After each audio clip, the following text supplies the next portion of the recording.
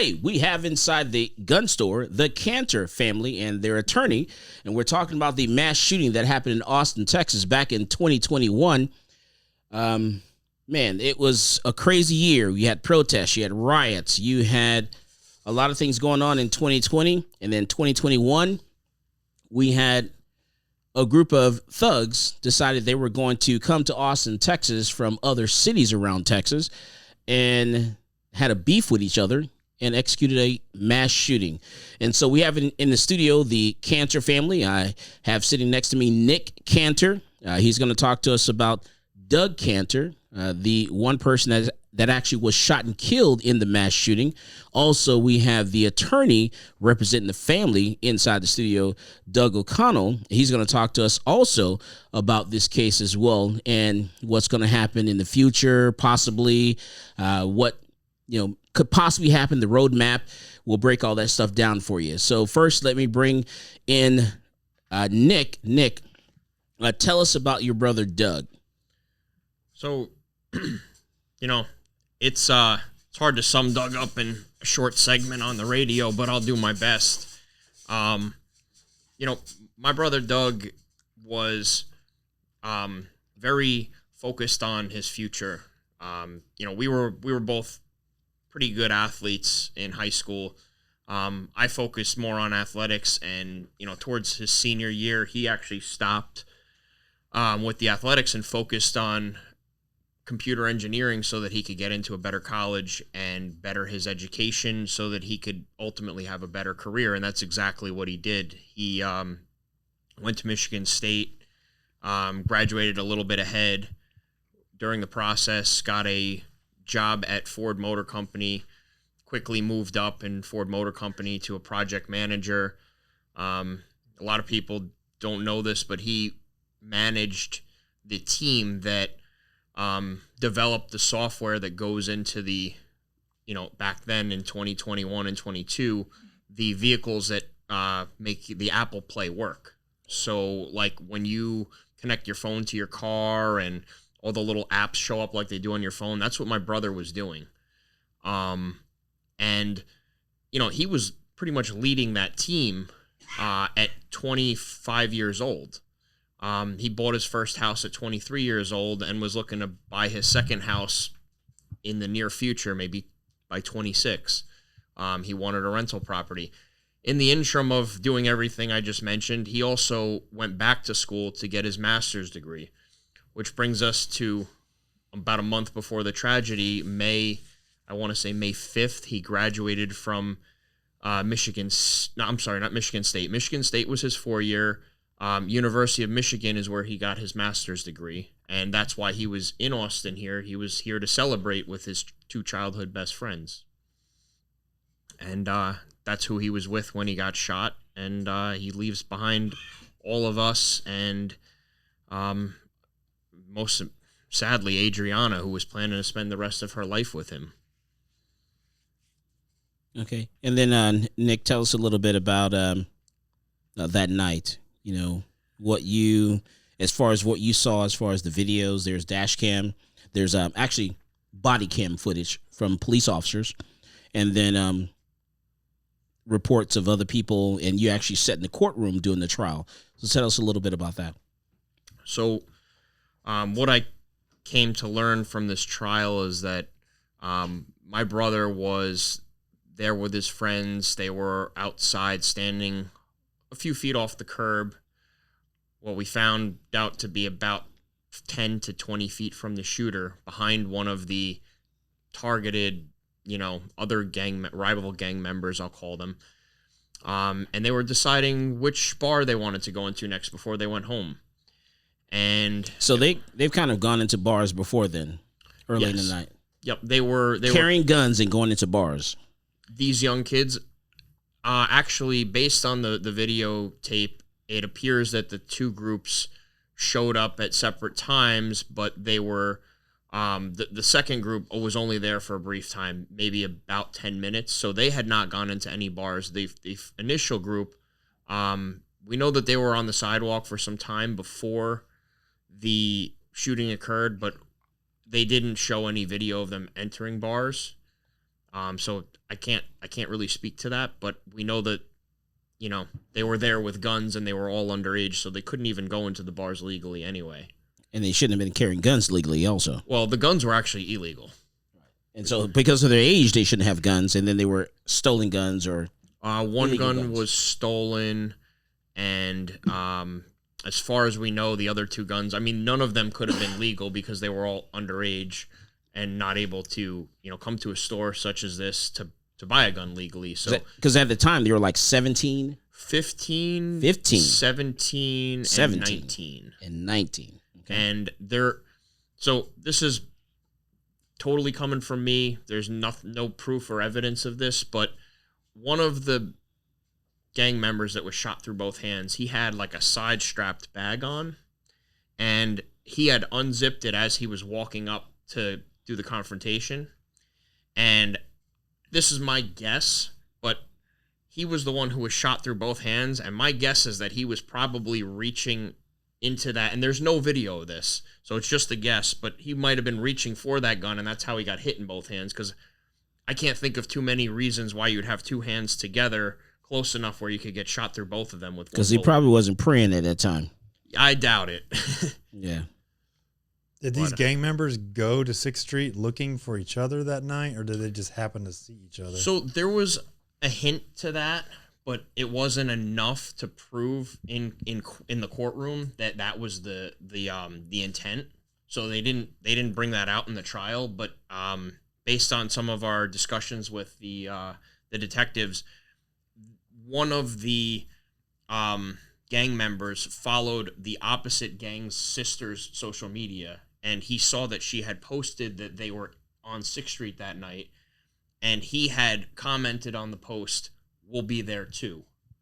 And then they drove down to 6th Street. So that wasn't admissible enough, or that wasn't proof enough to be admissible, but reading between the lines, and this is a group that had already had prior conflict, I would say it's pretty reasonable to say that probably is the case. That sounds like they went looking for a fight, huh? Yeah. They certainly weren't there long before they found one. I think the second group was there less than 10 minutes. And then when you guys were sitting in the courtroom, you guys actually were able to see video footage of like body cam that you were not able to see before this trial. Yes. Tell us about that a little bit, because I know that's really tough. So the hardest thing that came out in that trial was watching the different angles of my brother getting shot and seeing him run and then realize he was hit and then stop and look down, and then seeing his best friend holding both of his sides where he was bleeding, walking up to the police officer, asking for help and pleading, like, "This is my best friend, please help him." And then the police officer laying him down on the sidewalk and starting to take, life-saving measures by putting the chest seals on. And the whole time, you could see one officer giving my brother instruction and my brother trying to breathe slow and keep calm while people are talking to him. And he's, allowing them to work on him. And it's just heart-wrenching to watch that. And, while you're watching that, the only way I can describe it is if you've ever seen a movie where you don't want something to happen and you've seen the movie before and you know that the outcome is what it is, but you're like still watching the movie like, all right, I hope this doesn't happen. And this is a movie of my brother, the person I love the most in this world. I'm watching this movie of my brother and I'm hoping that they're going to save him. And I know in the back of my mind that they're not, but I'm still watching this hoping. And then the video ends and then reality is back. And I know he's gone. It's been 2 years, but that was hard. And then, let's go back to that night. So DeAndre White was he the only person that pulled out a firearm? It seems to be pretty consistent based on all the testimony that he's the only one who actually drew his gun. Because 14 people were injured also. 14 other people. Yep. Okay. Yep. So have they tried to break down how that how it all happened, how it all played out? So it's very difficult for them to trace the ballistic evidence to prove which bullet hit my brother, and then if it continued into Ricochet, someone else. correct. But none of the shots, based on the ballistics, looked like they were ricochets. They all came from one point of origin, and they hit everybody between the well, with the exception of Miss Sal's, Miss Ramirez. The young lady that was paralyzed. The lady that was paralyzed, but she was standing off the curb, and she's a bit shorter in height. So I think based on the injuries, they were all pretty low. And remember, DeAndre was standing on the curb, so that puts his apparently he shot from the hip, so that puts his hip height about 4 feet, 4 to 4.5. So he wasn't even aiming. No, he was not aiming. Wow. At least. And what kind of gun was this? It was a Gen 5 Glock 19. Glock 19. Yep. Glock 19 Gen 5. What's the capacity, Zach? He had an extended magazine. Oh, which is how many rounds? I believe an extended magazine on a Glock 19 is 21 rounds. Well, they didn't really. That wasn't brought out into evidence. I think you would know better, Michael, but extended magazines can be various sizes. Correct, yeah. Yeah, and so they So showed more than 15 rounds. They showed pictures of it, but they never develop that line of testimony. If he had extended mag, then yeah, definitely he had enough ammunition to shoot all 15 people easily. Yeah, provided and he had some. That many bullets in the gun, and that it's pretty consistent that he only shot 8 times. But I mean, the defense brought up a valid point. I mean, it's possible that a shell casing could have fell into somebody's backpack, shoe, hoodie, saddlebag. It doesn't seem like that's the case, but it's possible. And then even after the fact, does it seem like he was kind of bragging about what he did? Oh, yes. He was proud of himself. I mean, based on their little group chat, and, he was deemed the hero. He was bragging about, how good his new hairdo looks after he cut his dreads off and dyed it. Because he dyed his hair to hide his identity. Hide his identity, so police wouldn't find him. Yep. So he's bragging about the fact that he did what he did, and then he changed his hair color to hide his identity. Correct. Nice, okay. And, his little friends, they were, kind of looking up to him. I believe JT testified that DeAndre was his hero. And who's JT? JT was the one who actually started the confrontation. He actually is the one who engaged with the rival gang. And he's on the side of DeAndre White. DeAndre White. Okay. His full name is Jeremiah Tabb. Okay. JT, Jeremiah Tabb. Look for that name. You're probably going to hear that a little later on down the road, because he's definitely going to be caught up in something else, I guarantee you. Oh, he works at Tesla. Does he? You guys want to go see him? Okay, we'll reach out to Elon Musk and see if we can get him fired. Yeah. Just we'll saying. see what Eli has to say about one of his employees. All right. Didn't this kid say in his testimony, "Oh, I was scared. I hope I didn't accidentally hurt anybody else"? Not those words, certainly. The testimony, the defense was trying to lay out a self-defense claim, and so his testimony was, yes, I was scared, and that's why I pulled my gun this is out. Doug O'Connell, the attorney for the family. Yeah, and thank you, Michael. If I could, let me just say, so I've been doing this for 28 years, this being criminal law in Travis County, Austin, Texas. And so I have seen all kinds of things in this town, and I've dealt with all kinds of people, and getting to know this family, not only Nick, but Julie and Joe and Larry and Adriana, has been, difficult in the sense that I've had to go down some of this road with them. But it's also been tremendously rewarding because I've had the opportunity to get to know this family and try to offer some measure of support and help as they navigated this road. It's a tough road because it's a new road, because you're talking about bringing someone to trial that the DA has to bring this case forward, It's not the family, filing a civil case. It's a criminal case. The district attorney actually has to do all the work, and the DA's office has got to do all the work. And you're talking about, trying to get this person convicted, trying to relay the family's feelings and the family's wishes on that attorney, what they like to see, what the outcome is of this case.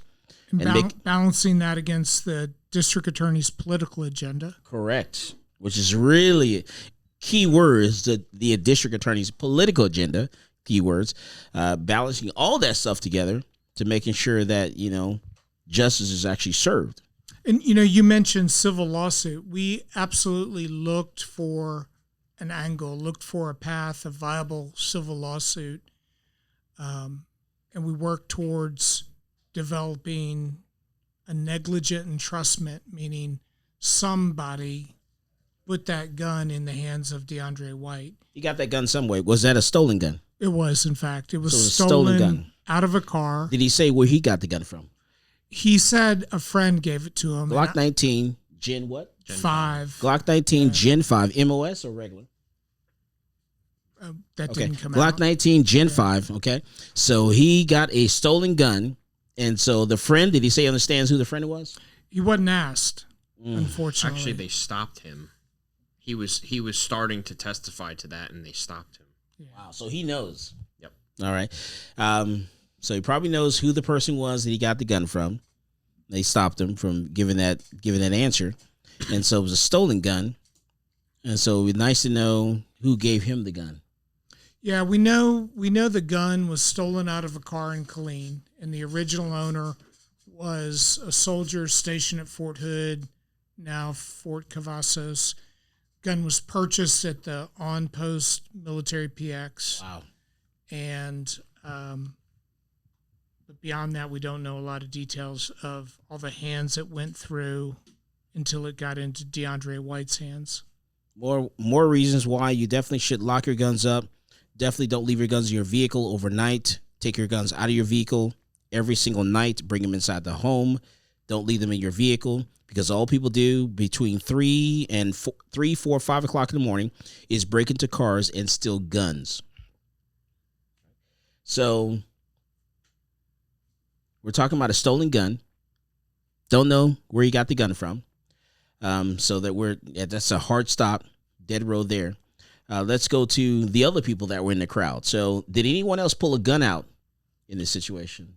So they recovered 4 guns in total, including that Glock 19. So the police recovered 4 guns.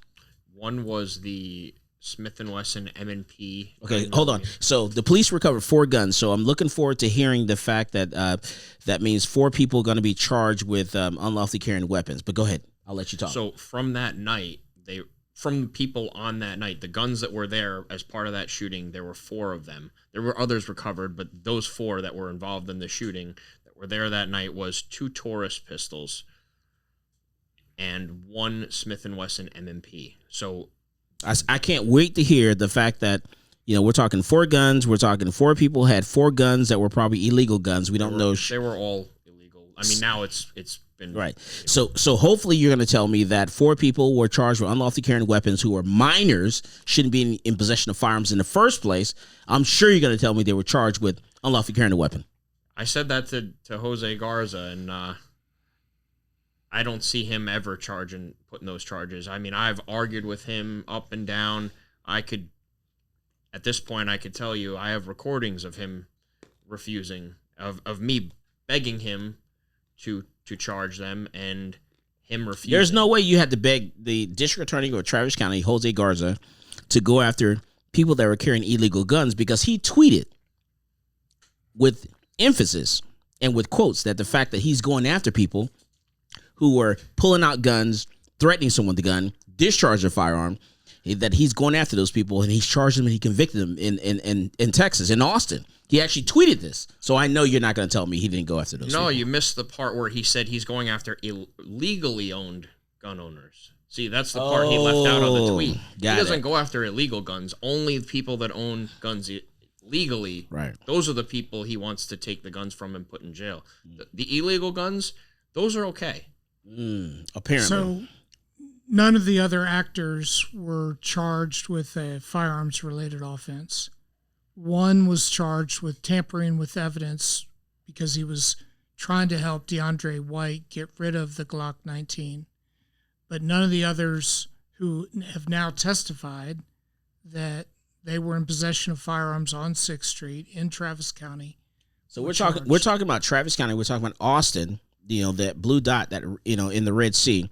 We're talking about a mass shooting that happened in Travis County. We can count the amount of mass shootings we've had in Travis County. So we're talking about a mass shooting in Travis County, and we're talking about charging the people that pulled out guns, threatened people with guns, actually had firearms illegally during a mass shooting, when certain people are talking about stopping mass shootings, shutting those things down. We're talking about those people that were actually possibly charged and brought to justice for what they did. They're not trying to give you the tip. They always say they want to give you the tip. Instead, they want to put everything inside, not just the tip.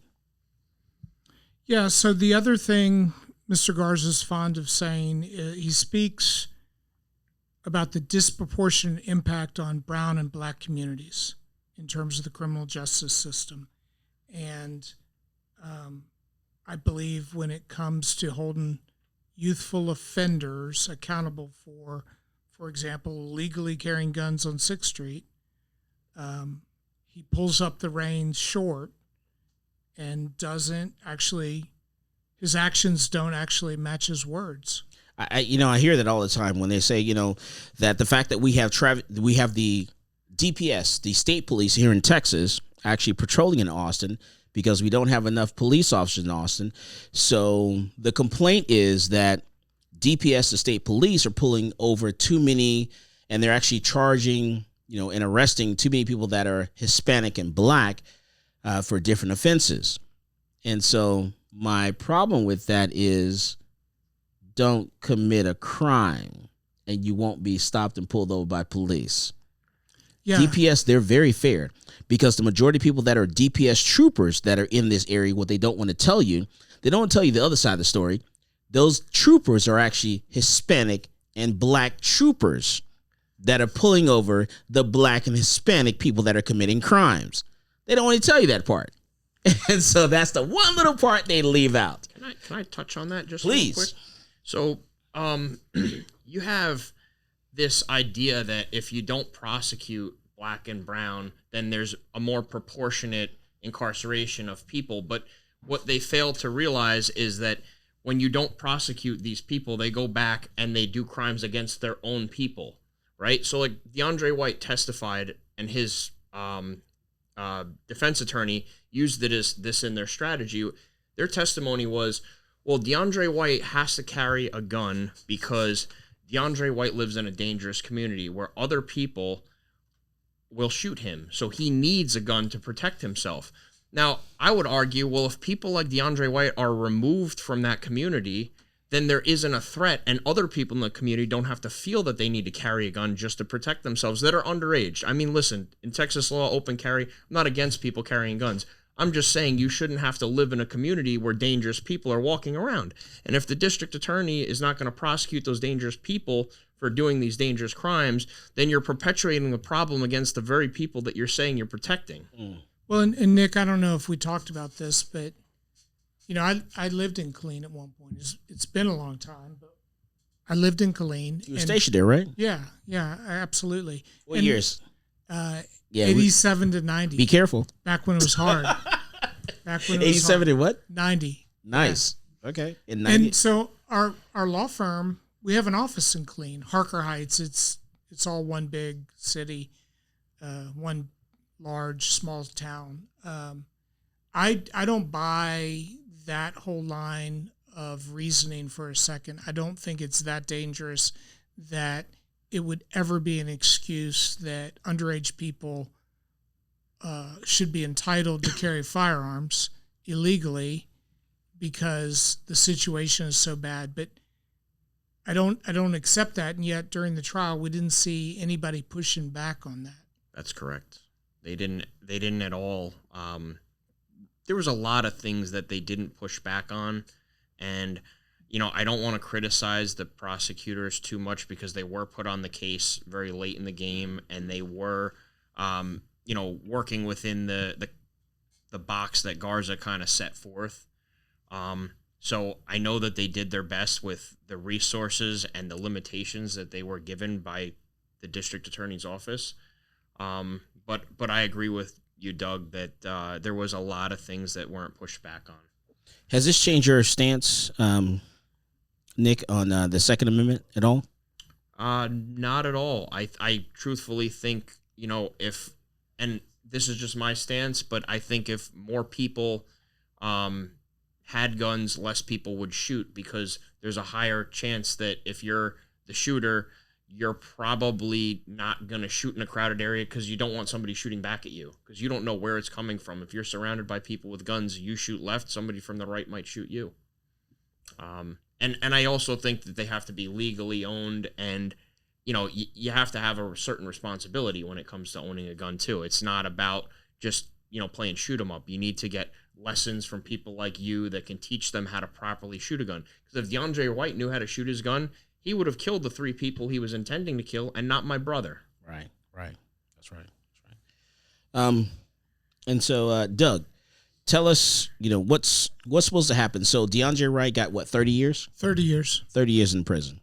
And so there are also 14 charges of aggravated assault or deadly conduct? Aggravated assault. Okay. So 14 other charges of aggravated assault. Those are in a separate indictment. So we're talking 14 other cases. Yes. Separate cases. Well, to talk with precision, one case, 14 different counts. Gotcha. Okay. And so that whole indictment is still pending.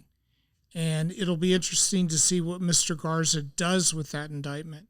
Does he feel like 30 years was inadequate, which is a risky proposition for a politician like him because the community spoke and rendered this verdict? Does he disagree that that's adequate and pursue a higher sentence by taking those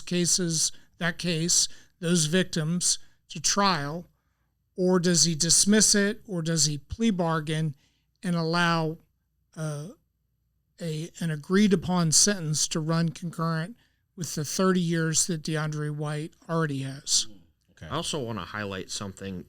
2 people lost their lives in that shooting. A lot of people mention my brother, but Ms. Ramirez, she was paralyzed from the neck down, and we heard testimony from her mother that so she couldn't even come to the court and testify. She did one day, but the second day she had a seizure and she couldn't. And she went into explicit detail on what her life is, and I don't want to share those things if because I haven't been given permission, but I'll just say this. She told her mother on multiple occasions that she wished that she died on 6th Street that night because the injuries that she suffered and the fact that she can't take care of her kids, 6 kids, and now her mother, who's their grandmother, has to take care of her and them, and she's completely paralyzed. Remember, she could barely move her hands. I mean, this is about all her range of motion. Her life is over. I mean, I'd like to think, I'd say that I would put a backpack on and carry my brother around. I mean, if it meant the difference between him living and not living, I would do anything for my brother. I really would. I would, if I had to take less hours at work, sell my car, whatever I had to do. But I think my brother would feel the same way. My brother would not want to live a life growing up as an athlete and walking around and being a productive member of society to be turned into somebody who's completely incapable of even feeding themselves. Right. So her life was lost too, and Mr. Garza needs to take that into consideration, that 2 people died that night, and a whole family, 6 children, now have to live with that as well.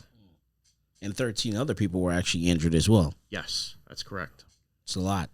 And you're talking about a time frame when we're talking about, stopping mass shootings. We're talking about the whole fact that this administration actually came up with a bill that actually was passed by Congress to say that 18, 19, 20-year-olds in that age bracket they actually have to go through a more in-depth background check in order to get firearms. So their transactions when they walk to the gun store are delayed if they want to buy a rifle or shotgun, because they can't buy a handgun at 18, 19, or 20. They can only buy a rifle or shotgun. So their transactions are delayed by, pretty much 10 business days.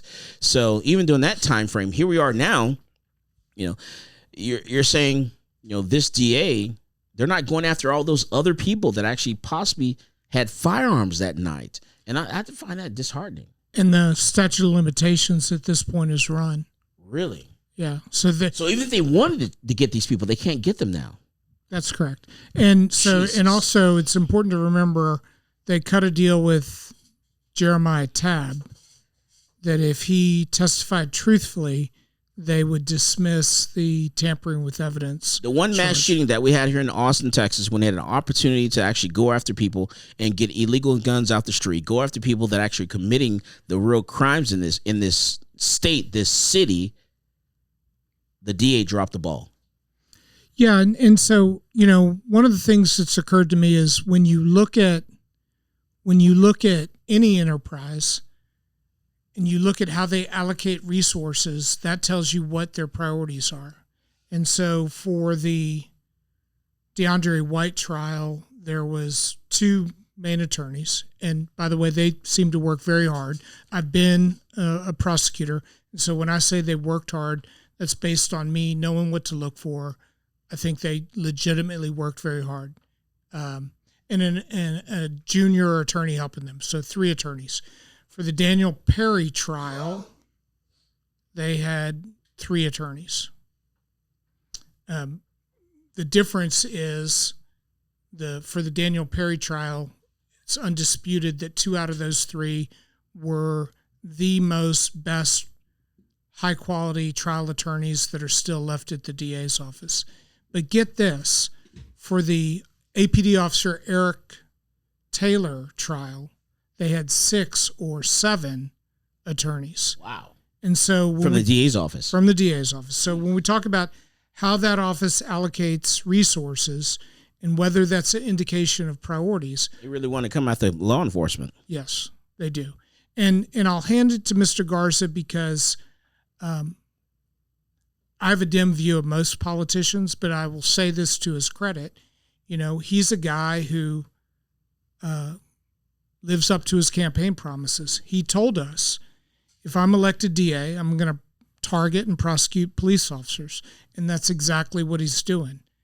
And in a way, at least he's honest in that regard.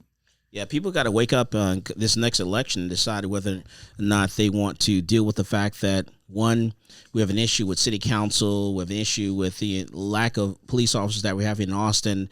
We have an issue with the amount of 911 call takers that we have here, and the fact that, there are repeat offenders that are not being prosecuted in this town. If they want to deal with that, another 4 years. So I'm curious how the people are going to respond to that. So we'll see this next election, what happens there. I don't want to. I'm definitely pro-police. I've said that many, many times. But, he made his promise and he kept it. And you know what? That's good for his word as a politician. But he never told anybody he wasn't going to prosecute crime. And that's not right, because it's not about, I'm going to take from Peter to pay Paul. It's about, I'm going to do a better job. And if he really does think that prosecuting police officers is a better job, then that's fine. That's his opinion, and that's what people voted for. But he didn't tell those people that were voting that he wasn't going to prosecute people like the men who killed my brother. All right, I want to change gears a little bit. I want to bring in Doug's mother. I'm going to get in trouble for saying this. I already know this is going to start a fight in the family, but I'm going to say it anyway. Doug was your favorite. I already know I'm gonna get in trouble. Did Nick tell you that? I'm gonna get in trouble. I already know. No. But he called you a lot. He called me a lot. You talked a lot. We were sort of the same. Yes. The same people. He loved cooking. He talked. He was more involved in. You know what? You can say what you want, because I talk with my mother, and mothers always have their favorite. No. And I'm my mother's favorite. No. don't have And my mother feelings. says the same thing too. She's like, no, absolutely not. But I already know. I know I'm my mother's favorite. You know what's nice? My other is that siblings know. It's so nice that they are so opposite that they made a perfect team. Nick is quick, and Doug analyzes more. Nick is quick with his ideas, and Doug will take his ideas and refine it and talk it over with Nick and come to a happy medium. Spoken from a political mother. Spoken by a political mother there. All right, I like that. Okay. Mom, tell us about Doug. You know, before this actually happened, you guys had a routine. Tell us about that routine. Well, Doug had an agenda, like Nick pretty much said. He had his life planned out. So, and his life planned out included all of us. It wasn't just about Doug. It was about Adriana and her family, our family, his brother. They wanted to eventually live in the same area with family, raise their kids, and stay close. So this really destroyed everything, everyone. Her mother Adriana's mother, Michelle, was with us the whole 2 weeks. And she was on the couch with me. And she was trying to tell me the first day that they had a date. And Adriana asked her to drive her to meet Doug. And she couldn't finish it. She was crying so hard that the tears were falling. She couldn't finish it. And, I didn't know until this 2 weeks that every time someone knocks on the door, Adriana's door, she goes into a tizzy because that night she was asleep, didn't hear the phone ring because it was on silence, and her mother had to call the police to go to the door. And they were banging on the door, and that's traumatic for her now. When you knock on the door at night, it's traumatic. That brings her right back. One of the things I noticed was during the trial, they displayed a photo you provided. Yeah. It's a photo of you, Doug, and Adriana.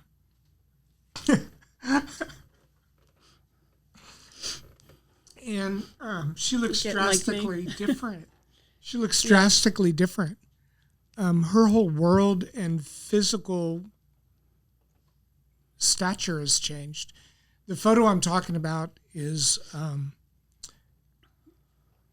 Julia looking so happy and proud for her son and Adriana, the fiance, and Adriana is beaming. And I told her this, so I don't mind sharing it, but the wear and tear that she's gone through, the trauma has changed her dramatically. She doesn't look anything like the young lady she looked like back then, and her smile is gone. It's dramatic. If you saw the picture I'm talking about, you would agree. It is. And, when I was making my statement, the thing is, we're totally not the same at all. Nothing makes us happy. We lost our friends because we don't want them. We don't want to hear. I don't want to hear. I love that your kids are doing well and that you're doing well, but I'm numb and I don't want to hear that. And it sounds selfish, but I don't want to hear it. And I don't want to give you my thoughts about what's happening because you don't want to hear it. Right, why do you want to hear that all the time? So I cut pretty much everyone off. And so has she. And so doing this case here, you had an opportunity to look at video footage that you didn't see before. Can you tell us about that a little bit? Well, that first one, I have nightmares thinking about what happened to Doug and seeing him in a hospital with this big bubble thing on his belly that looks like a brain with blood going through it. So I think about that every day. And then seeing him, like Nick explained, being carried by his best friend. And you see on the police cam that he's carrying him, and Doug, you see the pain in his face, and he's holding his side, and he sees the police, and he's reaching for the police for help. And you know that he's in pain, and the police are helping him, and they're laying him down, and he's trying his hardest to breathe and to stay calm and let the police do what they have to do. And that's double the nightmare now, because I see that every minute, over and over now. That was horrifying. And so you got an opportunity to get on the stands during the punishment phase. Yeah. Well, And- also the guilt innocence phase. Okay, the guilt Julia testified twice. Okay. But you had an opportunity. Well, I think your most impactful statement was doing the punishment phase. Can you tell us a little bit about your thoughts there?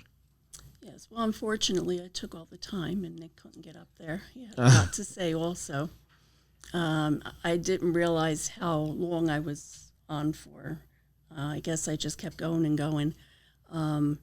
But I wanted the jury to know that 30 years was not enough, but I thank them that they did that,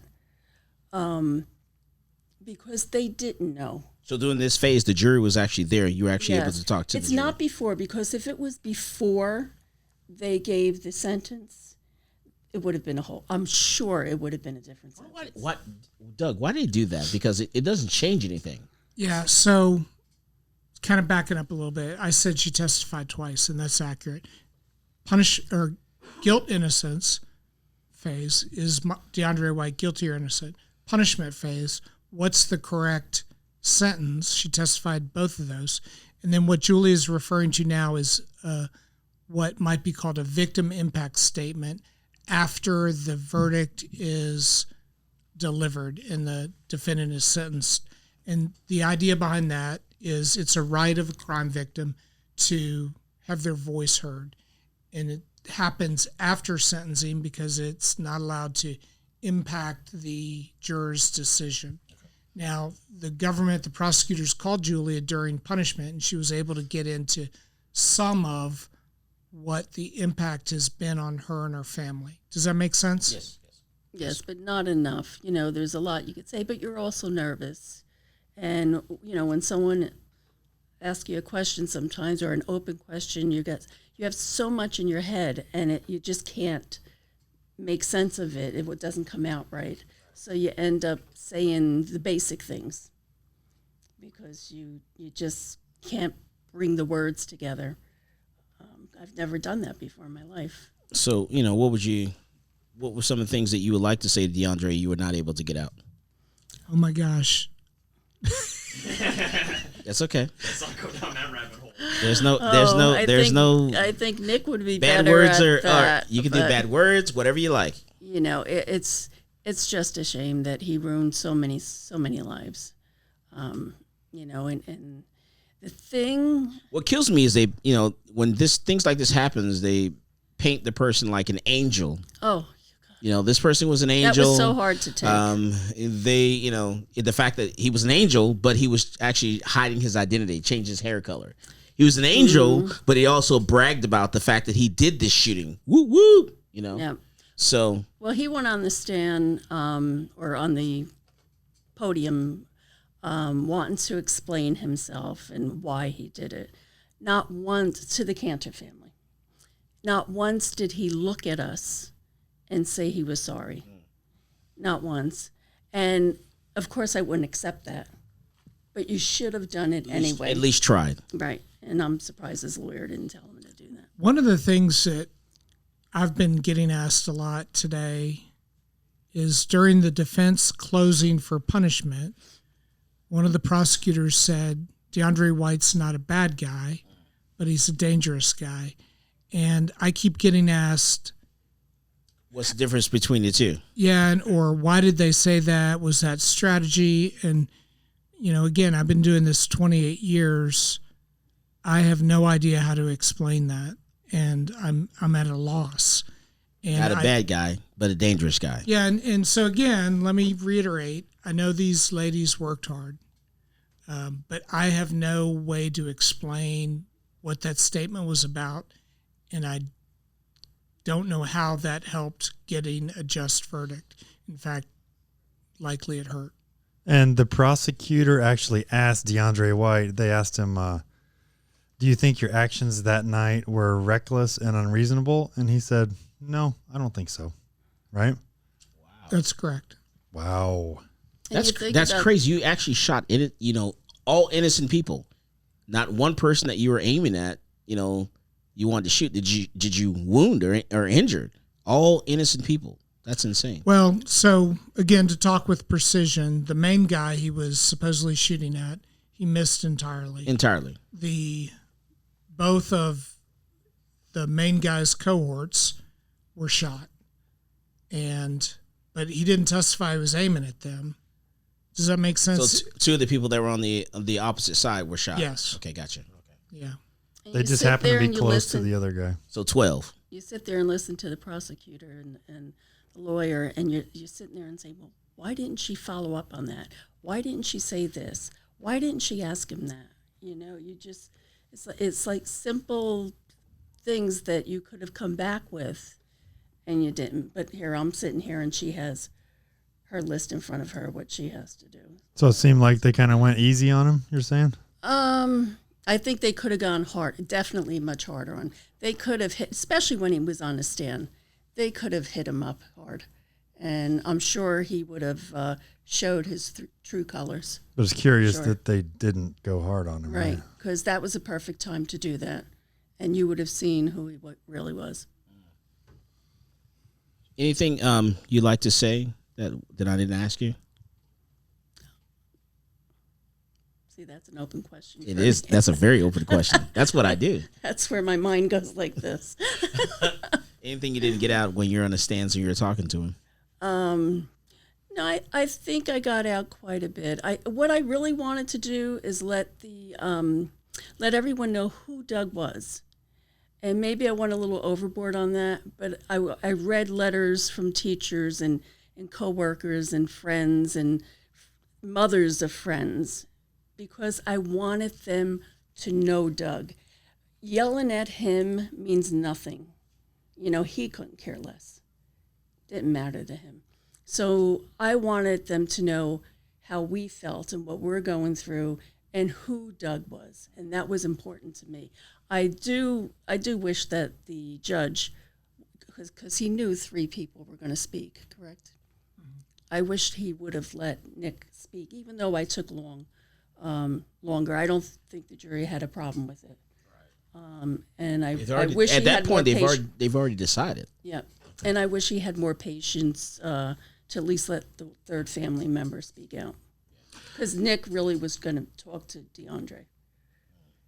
And the fact that you did tell him that the mother of another victim was there, right? I didn't say. No, you. Yeah. Yes. Okay. So, Michael, one related thought that we've talked about, and I've talked with the entire family about, you obviously know that here in Austin, our police officers get a raw deal. The atmospherics are such where they're disrespected, they're denigrated. To the point that they can't hire new police officers. Right. I've actually had students that take my class now that are living in Austin that are getting jobs in other cities like Abilene, Texas, and other cities around the state of Texas. They say they'd rather get jobs there than Austin, because in Austin, if something happens, they're going to be, heavily prosecuted, by something very minor versus being in another city. So no one wants to get a job. So despite all those officers on 6th Street knowing exactly what you said, when the gunshots went off, every officer down there immediately turned and ran towards the sound of gunfire. And they all testified that our job at that point was to stop the killing. And they acted without hesitation, without any self-interest. And then when it was clear the threat had fled, they immediately stopped and transitioned to stop the dying. and they provided first aid and care for all the wounded. And when it was clear that the ambulances weren't going to come anytime soon, they loaded Doug up in a police car and drove him to the hospital. And, that's unprecedented. It is not what they're conditioned to do, but it's that kind of initiative that... Fast thinking. Right. And they have probably never gotten enough praise for that and credit. I'm sure they didn't. And I want to thank the detectives, the police officers, and the people I never thanked was the surgeons and nurses in the hospital.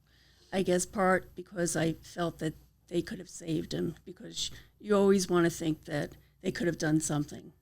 But, now that I'm digesting everything and I see what Doug went through, and everyone's telling me what was said, because I wasn't talking to the doctors. I was near Doug.